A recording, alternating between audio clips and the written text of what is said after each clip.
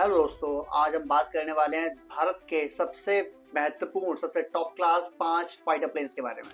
Number 1 की बात करें तो ये है सुखोई 30 MKI। सु 30 MKI बोलते हैं इसको, जो भारत में HAL द्वारा निर्माण किया जाता है। और इसकी जो खासियत है वो कई सारी हैं। ये मल्टी रोल फाइटर प्लेन है और ये ट्विन इंजन का फाइटर प्लेन है। इसमें 2 इंजन लगे हुए हैं।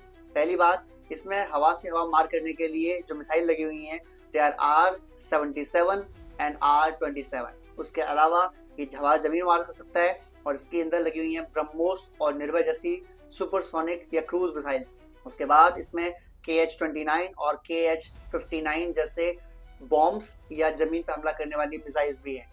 ये लेजर गाइडेड बॉम्ब भी मार सकता है जमीन पे। इसकी जो कैपेसिटी है, जो इसकी स्पीड है, वो है 2200 किलोमीटर पर आवर, यानी ऑलमोस्ट 2 मैक्स से ऊपर की इसकी स्पीड है। इसकी रेंज है 3000 किलोमीटर, जो विद फ्यूल 8000 किलोमीटर की हो सकती है। यानी एक बार उड़ गया और अगर फ्यूलिंग उसकी हो रही है तो 8000 किलोमीटर तक की रेंज में से कोई दिक्कत नहीं आएगी। ये हमला कर सकता है, लड़ सकता है, मार सकता है और दुश्मन के छक्के छोड़ सकता है।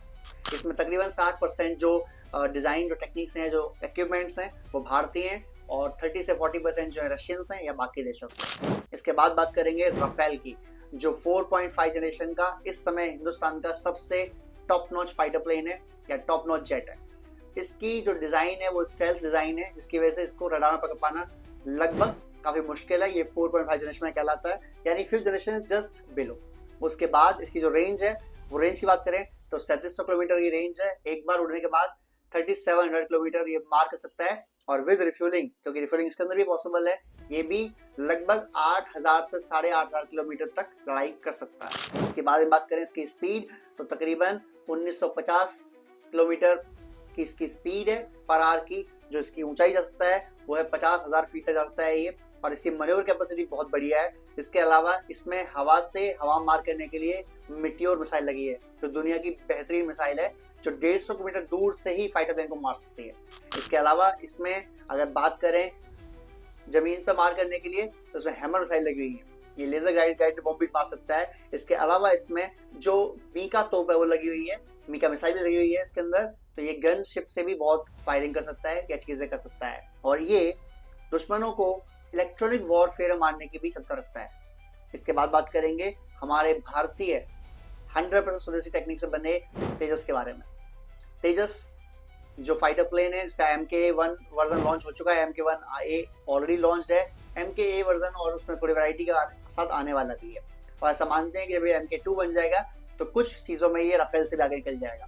तो ये जो फाइटर प्लेन है, एक तो इसकी सबसे जो अच्छी चीज़ है वो है इसकी लाइट वेट कैपेसिटी। उसके बाद इसकी जो रेंज की बात करें, इसकी स्पीड की बात करें तो 2200 किलोमीटर पर आवर दे सकता है ये स्पीड में, तो बेहतरीन है। इसकी रेंज हालांकि 1900 किलोमीटर के आसपास ही है, लेकिन विद फ्यूलिंग इसको आप बढ़ा सकते हैं या चीज़ें कर सकते हैं इसके अंदर। उसके बाद बात करेंगे, ये हवा से हवा मार करने के लिए डर्बी और पाइथन ऐसी मिसाइल्स का इस्तेमाल करता है। इसके अलावा इसको कोशिश की जा रही है कि इसमें ब्रह्मो भी तोड़ सके, जो जल्दी ही कर लेंगे।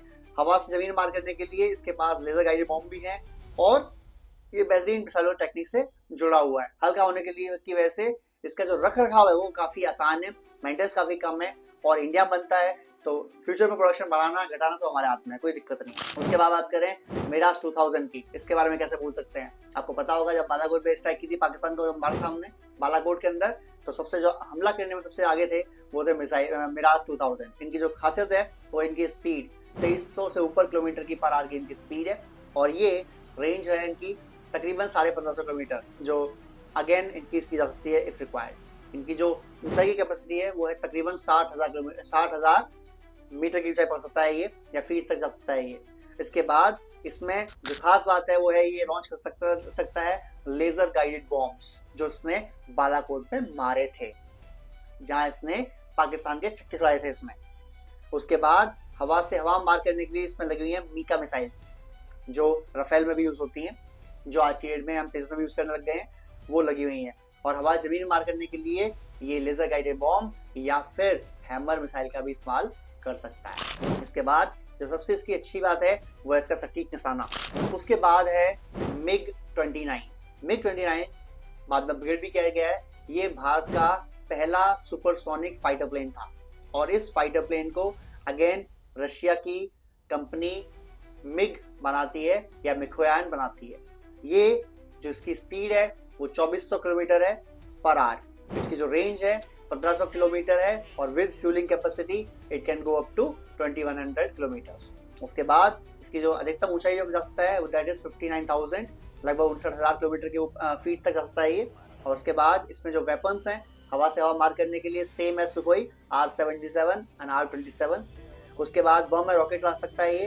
30 mm की इसमें गन लगी हुई है शिप मारने के लिए, चीजें मारने के लिए। और ये जो MiG-29 है या MiG-29 के वर्जन भी है इसका एक, वो के वर्जन बेसिकली नेवी के लिए काम करता है। और जो हमारा युद्धपोत है उस पर भी लगे हुए हैं MiG-29 के, वो वर्जन अलग है। और MiG-29 UPG वो वर्जन वायुसेना का है, दोनों हमारे पास हैं। और पहला सुपरसोनिक फाइटर प्लेन था ये इंडिया का।